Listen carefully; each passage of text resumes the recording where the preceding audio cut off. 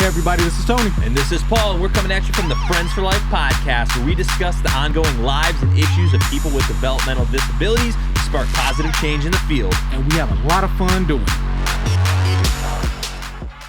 All right, everybody, welcome back to the Friends for Life podcast. Thanks for tuning back in. Today, our special guest is Steve Pelton. He's the president of H Choices. Steve, how are you doing this afternoon? Doing awesome. It's a beautiful day. You got to take advantage of it. Yeah, wonderful. So before we get into all the detailed stuff we usually get into here on the podcast, so we're talking a little bit before we got started. So it sounds like you kind of got into connection with the disabilities field during COVID and all of that stuff. So what was your introduction to working with individuals with disabilities? Yeah, it really was a surprise, and we're super excited that it happened. So pre-COVID, we were doing some social isolation and loneliness programming, focused typically on seniors in Northeastern Ohio. As we were pulling together community collaborators and partners in the area that wanted to participate in that, and that was going back into 2018, the local county board of developmental disabilities were attending the meeting and said, hey, if you're going to do this stuff for seniors, can we participate too? And we're like, we believe in inclusion. Let's make it happen. So as we were doing that, we also then expanded the program into the Mahoning Valley, which is the Youngstown area, and pulled together like another 30 collaborative partners, including the two county boards in that area. And right before COVID, we had a big winter social at Youngstown State University. 60% of the individuals that attended that event had disabilities. The rest were seniors. So we line danced, we had parties, a little bit of a game. 2 weeks later, COVID hit. Everybody's shutting down, and we're like, oh, man, we got to figure out what to do. So on a sort of the flip of a coin, we said, all right, if everybody else is shutting down, we're going to ramp up. So we went basically from doing a couple virtual programs a month to doing 5 or more a day. So from the beginning of COVID, the pandemic really changed our organization for the better. We've now done a little over 3,800 virtual programs. Individuals in all 88 counties across Ohio have participated in 7 states. And 70% of those individuals are individuals with disabilities. So it's been an amazing journey, and we're excited that we got the opportunity. 70%, that's a big number. Yeah.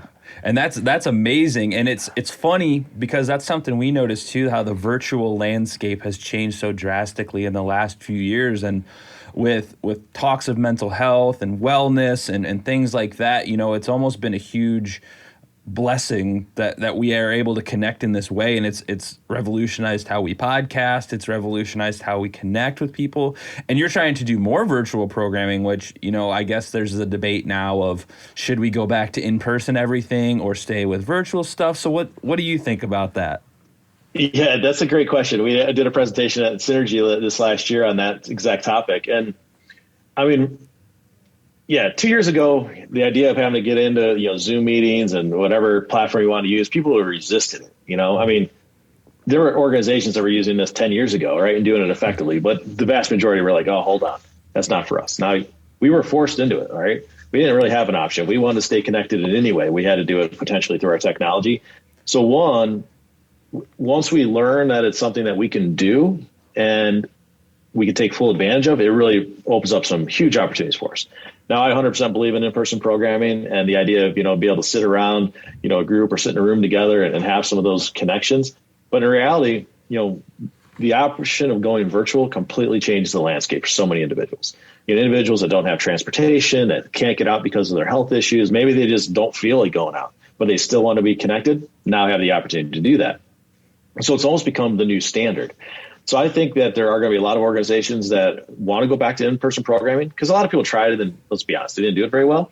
Yeah. And even though they tried it, it was sort of painful. They're like, oh man, how am I going to do this and that all at the same time? And they're like, I just want to get away from it as far as possible. But because of the opportunities that it does provide, especially to individuals with disabilities or individuals that can't potentially get out or transport, in some way, it completely changed the game. And so I think that more and more organizations will start offering blended type programming. So, hey, come on in personal, if you're here, great. If you can't attend in person, but you want to do it virtual, hey, you can do that too. And I think, again, the world got a lot smaller recently because not only we're all dealing with the stuff, but we now have the ability to talk to people all over the world that we might not even have thought about, 2 years ago. So I think it's going to be a unique future, but there's going to be such a huge advantage for the general community that I'm super excited about it. Hey, I had a question in regards to, connecting with people. I'm a person that particularly I like to, break down the barriers of, competition and collaborate.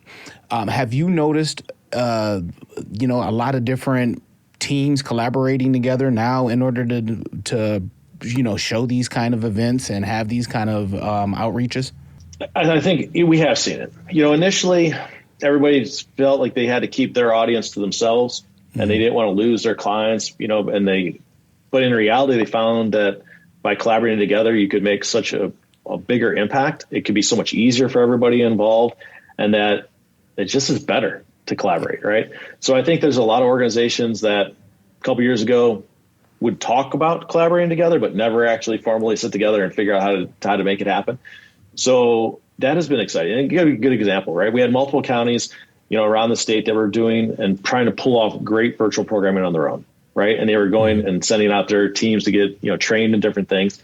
And when they would come back and they would try to offer it, they might not get the number of people that they wanted, locally, and they're like, well, do we continue it or what do we do? And we said, well, why don't we work together on it? You guys are experts in your content. Let us take care of the technology, take that burden from you completely, and we'll open it up to people all over.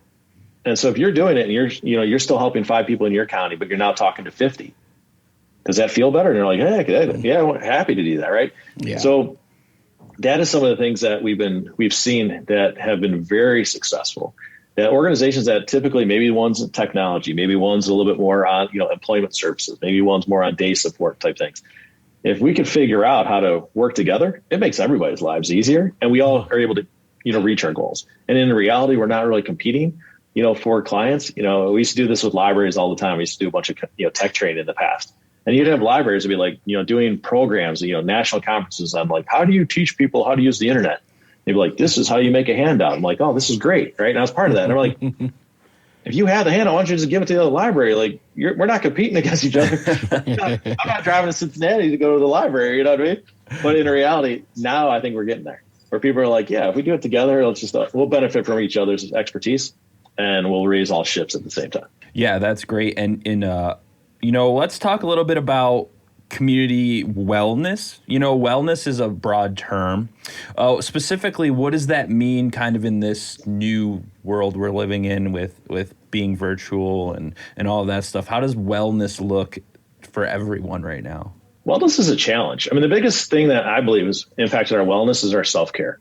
We've not really been so good at taking care of ourselves. And for those that have been out on the front line that have been doing it, it really got beat down for a long time. Not only the stress and the, everything else goes along, with the pandemic or whatnot, but we sort of forgot, our bad habits came in, all the statistics show that, people started, drinking more alcohol, a lot of drugs, all this kind of stuff that was already happening just got a little bit worse because, we were sort of trying to figure out how to take care of ourselves, not really in a healthy way, but, to sort of mitigate the stress. So I think part of what it looks like now is we need to get back to, how do we, manage the stress of life? How do we get back to, trying to be part of a community and feel comfortable around each other, if it's in person or virtual? How can we figure out what, I might not be a yogi, right? I'm not going to do some yoga, but I might do some guided meditation. Well, if I could find it, that's a huge win, right? And so I think it gives us the idea of, one, it highlights how important it is to take care of ourselves. And at the same time, the option of connecting into virtual resources to do that is better now than ever, because a lot of these assets are now online, right? And now these organizations are trying to figure out how to do these kind of things. So it's been a challenge. The other thing I think that also has come out of it is now we just don't look at health as, are we walking on the treadmill and what are we eating every day, right? We all know we should eat better. We all know we should exercise more, right? But it's really now more about how do we, take care of our mental health. The idea of being isolated or lonely, people knew it was a problem before COVID, but nobody was doing a lot about it, right? We were just suffering through it. We all knew somebody that was lonely. Maybe it was ourselves and we just wouldn't say anything about it, right? Now it's like, hey, this is a huge issue because we all had that experience of being stuck in our houses for a while, not being able to do the things we want. So it has sort of highlighted some of the things that we need to focus on in terms of overall wellness and well-being, that it's not just our physical health. It's about, our creativity and, being plugged into a community and our, keeping ourselves intellectually stimulated, and being social. Like so many of these other quote 9 dimensions of wellness are now really getting the attention that they should have gotten for years, right? Mm-hmm. But in reality, we were sort of ignored. Yeah, and I've found that, before the pandemic, we didn't talk about mental health very much. Like as a culture, as a community, like working in the disabilities field with Tony for a few years, like it's always been something that was, on the surface, like, oh yeah, mental health and taking care of yourself and all this stuff. But I think one of the positives that came out of this whole last 2 years that went down is these issues have been forced to the top. Like a lot of people really needed to realize how bad it was, even for themselves. Like a lot of us nowadays are so busy. We run 24/7. We're kind of like going here, going there, getting stuff done, working 24/7, and we feel we're almost ignoring our personal, like, I don't know, mental health, I guess. Psyche. Yeah, we're ignoring what we want to be and what we want to do. And I think that kind of brought to light when everybody got forced home and they couldn't go and do stuff. They had to like sit and think with themselves. And it was bad for a lot of people, as you said earlier, So true. But it like, like with anything, going through tough times makes you stronger and better. So I think that's a positive that came out of it. And now, this might be a terrible way to relate that, but between like, it's kind of like, hopefully we don't lose sight of that now moving forward, because it's going to start to kind of trickle back to whatever normal was a few years ago, quote unquote normal. Like an analogy I'm thinking is after 9/11, everybody was like, community, we all got to stick together. Yeah. And then at like a few years later, it kind of, everything just went back to like, whatever, who cares? But, that's kind of the way I see it. So what kind of stuff do you think that we can do as, especially the disabilities field or anyone in general, to make sure we don't lose that momentum and lose sight of how important mental health is? Because it's already starting to see it fade. Like the conversations around mental health are already starting to trickle back towards not existing. And that's a good question. I think part of it is we can't let the conversations fade, right? We have to realize that it is important. And the first thing we got to do, especially on the mental health side, is we got to ourselves be, look in the mirror and say, hey, I might need a little help, and be willing to, ask for help, and if that means reaching out to a friend and just, maybe doing, playing cards via Zoom, or if that means going out and getting a coffee now, which is now, an opportunity. Yeah. I think that's important. So I think hopefully we don't brush aside our needs, specifically. I think at the same time, some of the things that we maybe have seen as being large negatives that maybe came out of COVID, everybody leaving the workforce, and now all of a sudden, we got to wait in line, for a lot of things we took for granted. Yeah. A lot of the costs have gone up, but in reality, some people are like, I hated my job. I hated it, but I didn't have an option to change, and they were forced to change. And they're like, all right, I'm going back. Right. Mm-hmm. Now, the opportunity to try to convince some of these individuals that, like, what is it that will really make you, happy and satisfied? What does that look like? What is that job? Is that job, for example, maybe working with individuals with disabilities, for somebody that was never in the field? Maybe it's a, retiree that's like, maybe somebody retired early now, they got out, for a variety of reasons. Can they potentially be a, remote support staff or a DSP, right, for individuals? Mm-hmm. There's so many more options there that, people are unfortunately, the vast majority of people that I've talked to, hated what they were doing, and you'd always be like, oh, you love what you do, tell me about it. Right. Yeah. And now it's been okay to say, no, I'm not doing it anymore. Right. Or you're going to pay me what needs to be paid. And so I think that'll bring up some of the salaries for the positions that are important and that should have been paid well, but, to begin with, and that I think if we could keep some of the negatives and sort of flip them on how they could be used more positively, especially in the disability space, I think we have such a huge opportunity going forward, and go ahead. Well, see, I just wanted to know, the devil's advocate portion of me always wants to put this out. Do you think that it's just too much whining and complaining by people nowadays? Like, from a certain standpoint, like, there's never going to be 100% of what you want to do at any job at any given time, for most people. So what I have run into, which I guess grinds my gears, is that there are certain aspects of a job that, like, we have to get done. Paperwork has to be done for what we do. And now you have people saying, like, well, I spend great time with my individual. My individual loves me, and they're basically always saying, well, I mean, the paperwork isn't important. It's me being there that's important. And I'm like, well, no, because you need to get paid. In order to do that, we have to show what services we are completing to get paid. But it seems, and have you noticed this though, that we're having a culture make excuses on not doing work versus it used to be the excuse was to do the work so you can get the reward. Are you seeing that?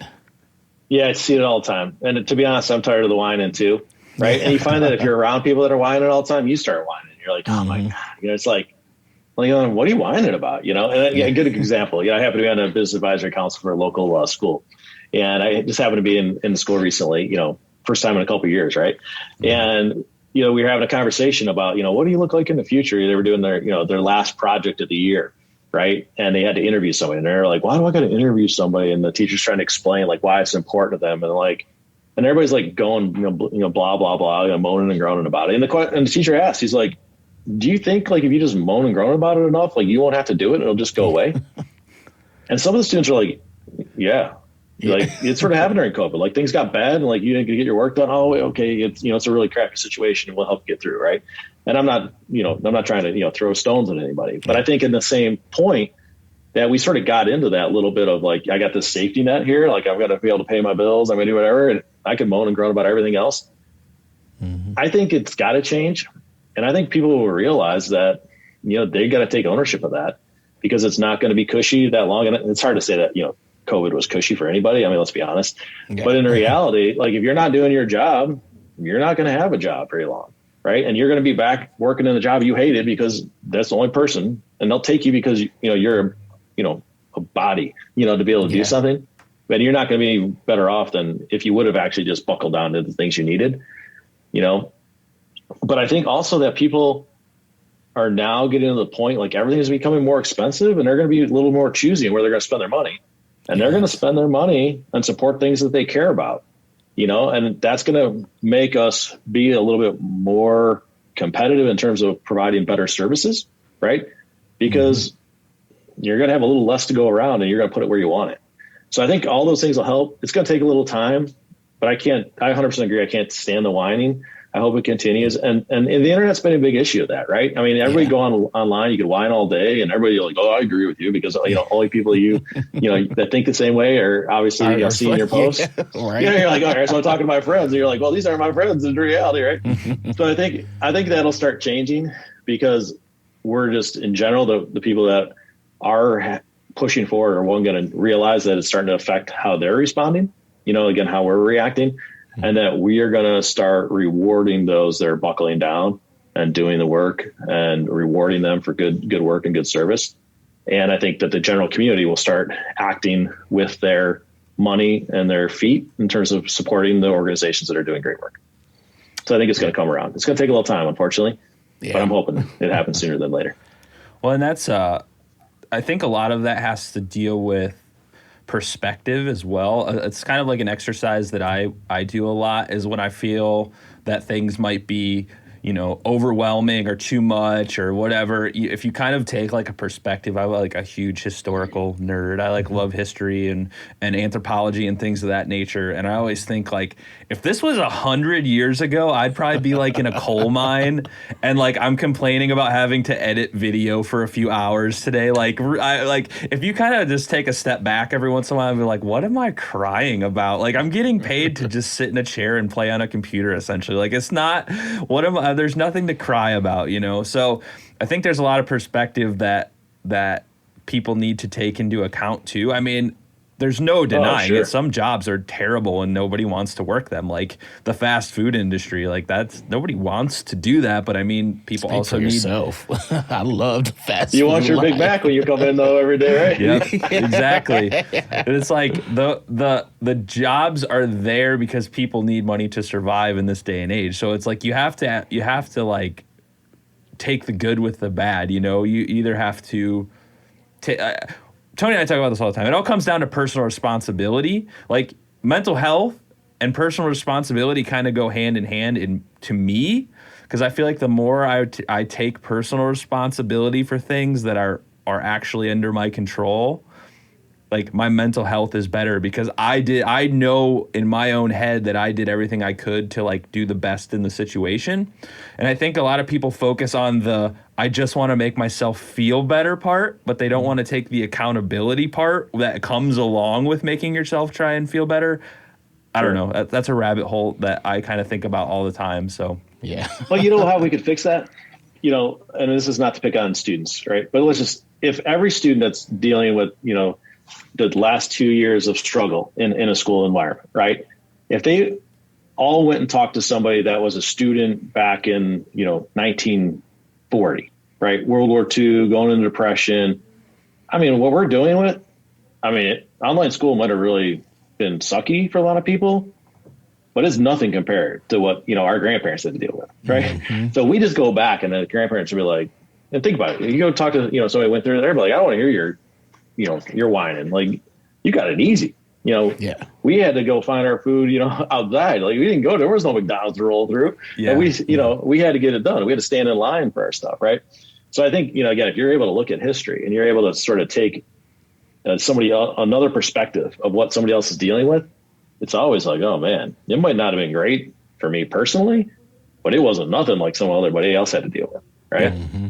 I would 100% agree with that. And, you know, perspective is everything in my book. And I wish we could kind of help people, and we're trying to help people steer that path, because perspective is like, even currently, like you could be in the pandemic in a third world country and there's no resources at all. There are no jobs or health care or anything. Like if you get sick and die, that's it. I mean, so, I mean, overall, I think we are doing pretty okay here, at least in the United States. As much as there are problems, there are much worse problems, and whatever. We could talk about that all day, but I want to focus on some of the stuff that you're working on as well.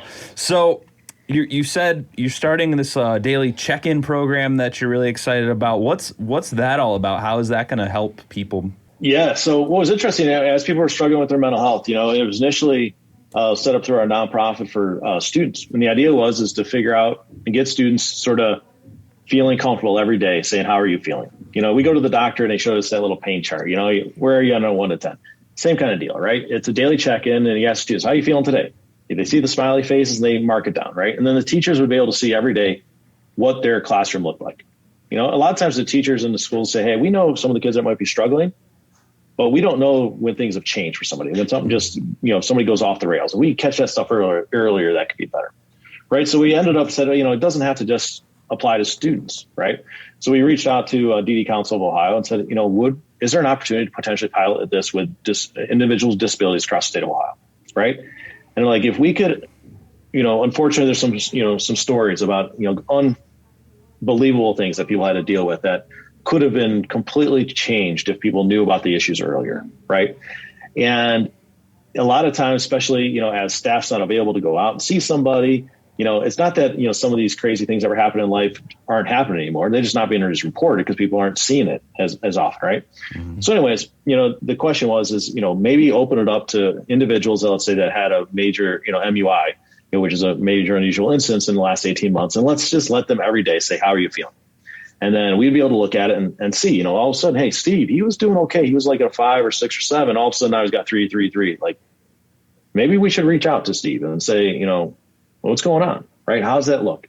And if we reach out and we find that there's a significant issue, let's get the support staff. Let's get the teams, you know, that are there to help people make that happen, so that it doesn't all of a sudden, you know, happen to where it's a huge snowball and it's something that it's unbelievably hard to manage, right? So again, we were very fortunate to get some grant funding to kick off a pilot in Ohio specifically to give individuals across the state the ability to check in every day. Again, one of our partners, Christopher Milo, you know, he's a motivational speaker, huge mohawk. People just love him. He just gravitates because he's like, we call him the hope dealer, right? Yeah. Everybody talks to him, just feels better and just pumped up about life, right? So again, every time somebody checks in every day, they'll get a little video from Christopher saying, hey, today's going to be an awesome day, you know, with a challenge. You know, think of 3 things you're grateful for today and share it with somebody.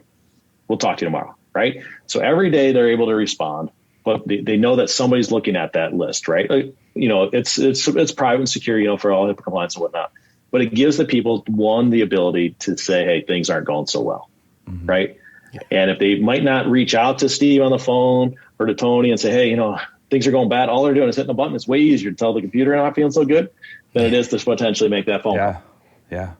And if that could be shown to be helpful, it could completely change the dynamic. We believe and are working on trying to pilot it with a group of veterans, potentially help, veteran suicide issues and things like that. And the idea of then generating that into a friendly caller program, which we help set up in Lake County for seniors. Hey, you feeling lonely? Get a group of volunteers. They'll make a quick phone call and see how you're doing, right? There's so many ways to pull that together and help so many individuals, but it makes it easier so that we could all just say, hey, I'm not doing so good, and then get the help you need. Awesome. Yeah, that's really awesome way to kind of get people to make sure that they're okay, because like you said, they're stuck at home a lot. There's no way to know, and it is hard to reach out especially if you're feeling super bad. The last thing you want to do is talk to people usually, but if you have a system that's whatever, I can click the button. It's pretty easy. Way less stress on you, way less effort. That makes anytime you want something to be successful, everything I've always read was make it as easy as possible. Don't make it complicated. Don't make it super intensive where people don't want to do it. Yep. So that's awesome. Great work there. So one thing that's kind of difficult in not only now, but have always been, is building community. And if you're building a community around wellness, that seems to be a great thing to build a community around. So how do you go about building community? Because that's something that I've found to be difficult, even with what we do at the podcast and things like that. How do you build community around a topic?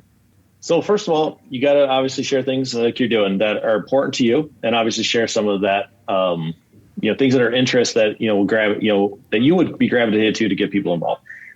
Part of that is we got to invite our friends, and we got to help develop friendships, right? If you're coming into a group and you're seeing somebody that either shares an interest or that you might want to be around a little bit more, that helps build the community. And then we have to then really empower the individuals that are participating to help spread the word. Now, we don't do it enough. And I think one of the things they begin to look at, a lot of the YouTube or TikTok, share this, subscribe to me, blah, blah, blah, right? But how often do we do that outside of the digital space, right? And sometimes, we always say, if you had a bad experience, you tell 10 people. But you have a good experience, you tell one, right? Yeah. Well, is there a way to flip that script? Can we get the people that are coming to the podcast are this is awesome. All right, invite one more person next time. Right. Watch one more video. Right. I always said, if you look at it, what do they say? You're, 7 layers away from everybody in the world. Yeah. Right. So if we just said everybody that watches, you invite 10 people. That is your goal for the next years, to invite 10 more people to something that you love. Think how that audience grows and that community grows. Right. Yeah. So again, I think we unfortunately don't think about it enough, that we could be leveraging this all the time. But we have to remind people, because we're busy. We don't think about it. And so if we're intentional with that, and that's something we are trying to do better. We say, hey, refer a friend, bring a friend into a virtual event. Nobody wants to be there alone. They don't know anybody. But if you bring a friend, they have a great time, they'll come back, without having to be there with you. Right. Same kind of thing. So get people to have that good experience and make sure they're telling somebody else about it. See, I think that is so on point when there's this concept that I've been struggling with that I've seen people do lately. And it's kind of, they group themselves into what another person does, i.e., I own Friends for Life. I'm the CEO.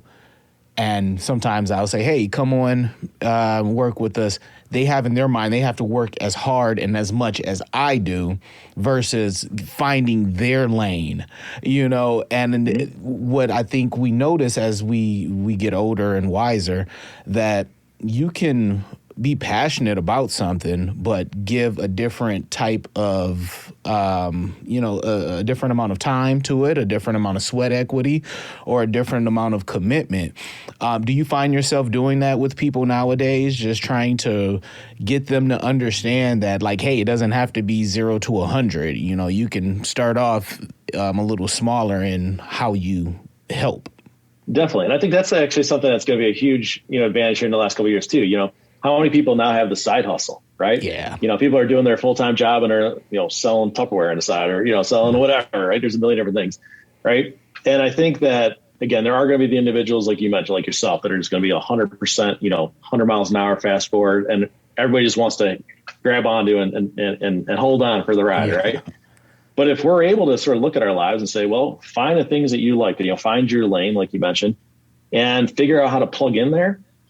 One, you'll be more inspired and more motivated and have more energy, because you're around people that share some of those ideas, but you don't have to devote it all to one place. So, you might love gardening, right? You might love history, right? So you do some history stuff on a side. And then you have this, that you like as a hobby.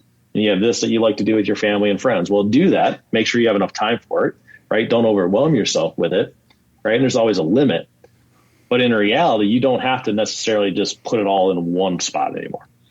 And I think that's something that they used to tell us all the time, like, oh, you got to work for one company your whole life. And no matter what, you got to stay there, right? Or you're going to pick one career, and that's the career you're going to be in forever, right? Right. Now, if we look at it, how many of us do that, right? We're like, we're like walking down this journey, and hopefully we land somewhere, right? I mean, we can do that with all our hobbies, all our likes and interests. And it's really about finding that group. And I think that's the other thing we don't realize. And there's a lot of times those groups don't even have to combine at any point. Right. You can have your friends that do this and your friends that do that. And if they at some point come together, maybe for your birthday, hey, great. But otherwise, you could be happy to have two groups of friends and be very satisfied, in my opinion. Yeah, that makes a lot of sense. So one thing that, kind of thought about is corporate wellness is like a thing that people talk about now, and it's something that you work with as well. How do you think that can help in the disabilities field? Because, I mean, even nonprofits or for-profits or any companies working in the disability field, it still has to be run like a business. They still have employees and all of this stuff. So how can corporate wellness help with not only wellness in general, but community and, retention even? I mean, that's a huge part of everything as well. Well, and even throw a little monkey wrench into that financially, because let's be real, a lot of the things on the market today are not free. Yeah, sure. Yeah. And that's a good question. And corporate wellness, coming from a hospital space, doing it in multiple years, and then obviously coming in and running my own, health technology company that was focused on bringing a corporate type platform to the general community for, a countywide type program, is most corporate wellness doesn't really work the way that you would think it would, right? You spend a lot of money on it. If you ask most companies why they're doing corporate wellness, they're doing it to try to hold down their claims and try to keep their people, because they know that, if you're not happy, you're leaving. And a lot of times that's because your manager has nothing to do with anything else, right? With all the statistics. If you have a friend at work, that helps you stay, and you'll do that kind of stuff. But those aren't the things we're focusing on in terms of corporate wellness. They're like, hey, come get screened every, once a year. And then we're going to try to give you some benefit, health benefits, and try to keep your insurances down. We all realize if we're healthier, we're more likely not to spend a lot of money on our health. But in reality, most companies just dip their toe into the water, right? And you spend a lot of money doing it. They're going to say, all right, we're going to, and this is the greatest thing about, virtual now is pre-COVID, they'd be like, all right, we're going to do a lunch and learn, and we're going to try and bring everybody into a conference room. We're going to talk about, why we should eat better. Newsflash, we all know that we should eat better. Yeah. And having pizza at the wellness event ain't gonna, that's not gonna change. You're just completely doing it. And more than likely, the people in the room are the ones that are already eating the smoothies and exercising all the time, right? The ones that should be there are not there, right? So the opportunity to try to make it a little bit more personalized, give people the content they want, not have to be in the room. Because we always, we talk about this on the social isolation side. If you're in a group of people, are you going to raise your hand when somebody's like, hey, who's feeling lonely? You might feel real lonely. You ain't stick your hand up, right? Mm-hmm. In a virtual space, if this program is accessible to you, it's much more readily, the opportunity is there, right? Now, in terms of the employment side, we need to take care of our people, right? Look at it, from a teacher standpoint. I know there's a school district, in Ohio that has 30+% turnover of their teachers in the last couple of years, right? Not only is that an unbelievable disruption to the students, it is a burden that school has to deal with in terms of the retention dollars and the finding people. I mean, they usually say it takes 4 or 5 months of somebody's salary even to find them, put them in place. If they leave after a year, oh my God, how much more is that going to cost them, right? Mm-hmm. Well, if they're able to figure out with a corporate wellness type program of how do you help, again, not to pick on teachers as an example, but we just know that they've been suffering, right? Mm-hmm. Is that how can we help their self-care? How can we help with their stress management? How can we help with them dealing with everything that they got to do with their kids, but also with everybody else that's dealing with, the pandemic right now? We've ignored that, right? We tell teachers you got to make sure our kids are socially, emotionally ready. but they're getting drained and burned out and beat up, right? And us as parents are like, why aren't you teaching my kids? It's not a great environment, right? I felt that happen to myself, right? And they're trying their best. I know a bunch of teachers that were doing it, and they're like, we're dying, right? But did the wellness programs change at that point? Most of them disappeared. They just stopped. They stopped existing. The ones that were in play are the huge organizations. The big hospitals, had programs, and they just, kept the foot on the gas to make it happen. Most everybody else just completely pulled back out of it when we needed it the most, right? Anyways, not to preach about it. I think we could take the platform, and we should make a platform. We should do it countywide, that everybody in a county should have access to all the same resources. We actually have this going on in Lake County and in Trumbull County, where it's coming out of the health department. All the organizations could collaborate together so that all community members could track their health. They get content from all their local experts, because in reality, we don't know what somebody needs to change. Somebody might need, substance abuse help. Somebody just might be stressed out. Somebody might need to exercise more. Somebody might just need somebody to talk to, right? Yeah. Vast majority of corporate wellness programs are one organization only talking about themselves, right? Well, what about all, you talk about collaboration. What about all the other resources that help people, right? That's where the game should change. But I think if we can do that, not only will we have better, healthier residents, if we look at it on the disability side, we'll have better individuals that have disabilities, that have tons of chronic issues that need to be addressed, which are typically not really addressed that often, or really supported in a really effective way. If we are able to have a little bit stronger staff in terms of not only their own resiliency, but their own knowledge of how to take care of themselves, how much better are they prepared to take care of the clients that they're working with, right? True. We can do that, but we got to get it out of the corporate environment, and we got to make it a community type environment, right? And we got to be willing as a group. That means the hospitals, it means all the support agencies all need to come together and say, hey, we're going to do it together. So that it's not just the big players that have the resources to put, spend hundreds of thousands of dollars and have, 50 people on staff to make it happen. That's not the majority of companies, right? But we can put that in play, and the tools are there. They're absolutely available right today to make that happen. People just got to say, one, it's important to me. And if we all contribute a little bit, we could all reap the benefits of it. Yeah, so that happens to be a little hot topic for me. Yeah, that's great. That Well, I came from, before I started working with Tony, I worked in a pretty large corporation.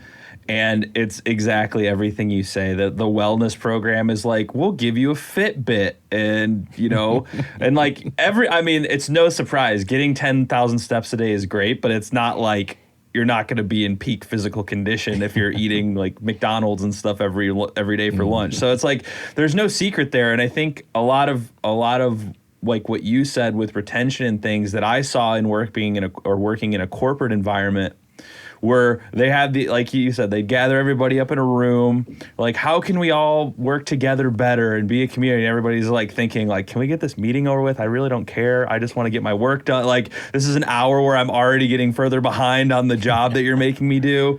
And then you go back, and then 5 minutes later, your manager's like, hey, I need that report. And you're just like, so like you said, I think corporate wellness, they forget that like people are people, like everybody's an individual that's like has personal, like you just get herded around like cattle sometimes in those environments. And then they're like, well, why is everybody leaving? And it's like, well, never mind. But you know what I'm saying? But and it's got to include the entire family too, right? I mean, so, one person in the family works at XYZ company, right? They get all the support, they get all the screenings. Family members are still out there on their own, right? Most of the people that are struggling are not necessarily that great at bringing all those resources back to the rest of the family, if they're available at all, right?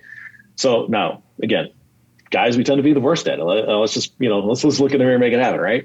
Mm-hmm. A lot of times I could hear about wellness every day in my ear. Somebody telling me about it. My wife also learns about wellness. Guess who's going to be a little bit healthier next week, right? All of a sudden the meals are changing, right? It just changes the dynamic of it, right? But we have to make it readily available. If you look at it from parents and their children, right? Parents will do almost anything they can to support their children and make them healthier and happier, right? Mm-hmm. But do parents have the tools that they need or understanding of it enough to really help their kids? So if corporate wellness or those programs were able to bring programming and content that we as parents could use with our kids, guess what? We'd be more likely to do it ourselves, right? But it's usually not focused that. It's let's keep telling you the things that are easy, that majority of us already know, but we haven't done nothing about it. right? Let's motivate it. Let's change the sort of script on it. And let's just figure out what's unique on it, right? And so that it's not like, if you're going to take an hour off, you're not getting beat up because your report's late because you just were forced to do it, right? Is it true? Is it important or is it not important? If it's going to be important, let's make it happen. If it's not, then friggin' get rid of it. Let's not pay for it. And just give me the money in my bonus next time, right? That's right. Make it happen. For real. Money talks. So I feel like this is a good time in the day, Tony, to play a little game that we like to call Rapid Fire. Rapid Fire is a would you or would you rather not scenario questionnaire that I give you. 3 of them, and you pick which one the quickest way possible. I'm trying. Yep. Okay. Paul hates me doing this, and I hate me doing this because I can never say it how it should be. I need to like write a scripted message out. But basically, would you rather? So here we go. Would you rather have more free time or more money?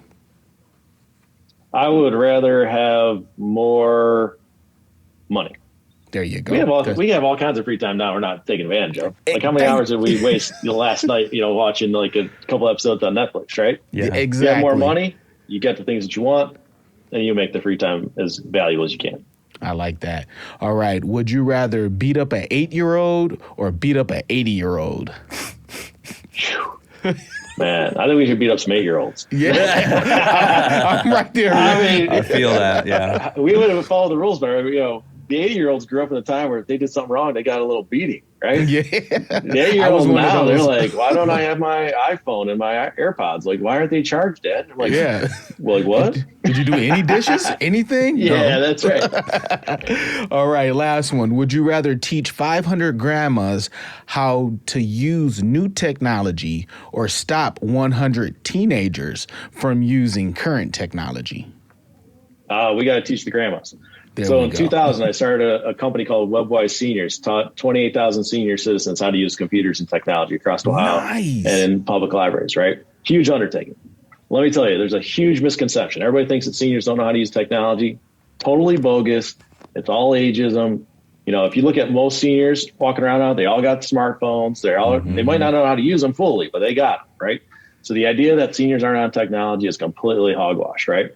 And in reality, the seniors, if you want to change how kids are reacting, let's say you don't like TikTok, right? Get all the seniors on TikTok. Guess where the kids are going? Not to TikTok anymore, right? Right? So you get the seniors motivated and moving things forward. They completely change the ball game. Let's be honest. If you look at all statistics, say like who's actually playing the most video games and the most games, they're like middle-aged ladies. They're playing on their phones, whatever. And this is not to throw stones. The bottom line is they're the first ones also to be like, get off the Xbox, right? Get off your phone. I'm like, when was the last time you saw a movie? You know what I mean? So again, if you could change that game, we're not going to get people off of it. We just got to get more people that have wisdom, experiences that they can share, and that'll completely change the ballgame. I like that. I think you're the first person that's been on the rapid fire that actually had done one of the questions that Tony asked. You're like, oh, that's easy. I did that 10 times over.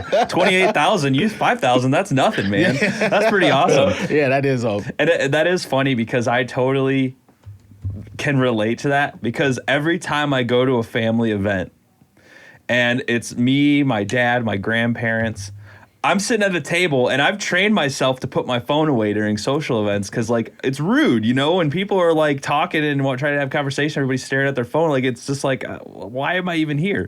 And so I'll look over and I always take a picture of my dad, my grandpa, my mom, my aunt on their cell phones at the restaurant. I text it to our family group chat and I always say, those dang millennials and their cell phones every time. And it never is not funny to me. So thank you for bringing up that point. And before we wrap up here, Steve, just want to say thank you. And want to give you an opportunity to let people know where they can learn more about what you do and the programs you're running and all of that awesome stuff.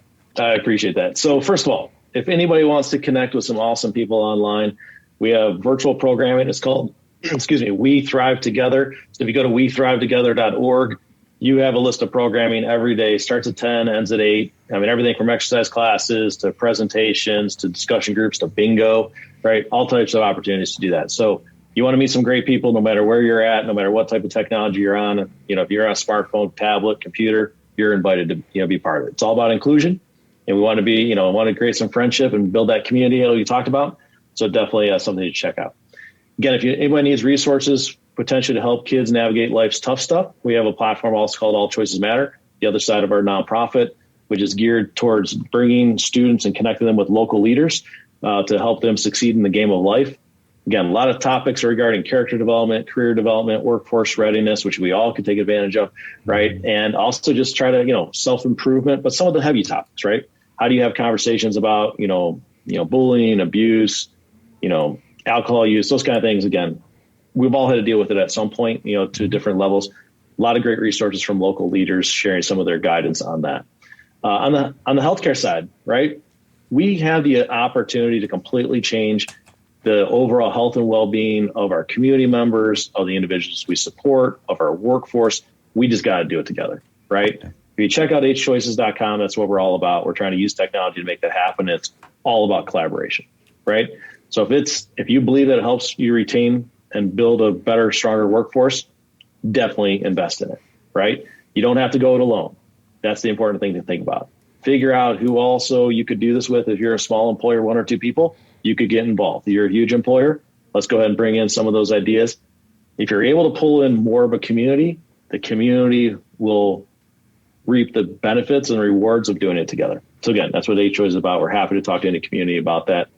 But last thing, take care of your mental health, right?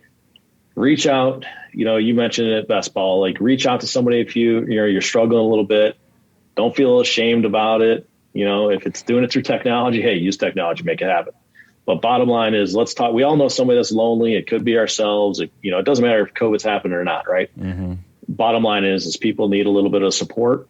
We now have to take care of ourselves, and we have to get the help that we need when we need it. And if you're having a great time and and you want to be that hope dealer, put a little bit of that goodness back out in the world, right? Stop the complaining, stop the moaning and groaning, wait in line, don't road rage anybody, right? Wave and smile instead of, using the other hand signals when you're having some issues. That's how we can really improve the community. Yeah. So I appreciate it. Yeah, thank you very much. And before we go on, an example of that is I just saw, I'm a huge fan of heavy metal. I just love it. I've always loved it. And recently there was a post I saw on Facebook that James Hetfield, the lead singer of Metallica, went up on stage in front of thousands and thousands of people and talked about his mental health solo. If James Hetfield can do that, you at home can do that. I mean, he's been doing this for 30 plus years and in front of millions and millions and millions of people over those years. If that guy can go up and say, hey, I'm not feeling so great right now, you can make a phone call and help make sure that you get better, because without you getting better, you're not going to be able to help anybody else, which is the whole goal in life, Right on. So thanks, Steve, so much for sharing that. And if anybody needs those resources, again, I'll put those down in the show notes below, and on YouTube, I'll put them in the links below to all of his websites. And, just want to say thank you.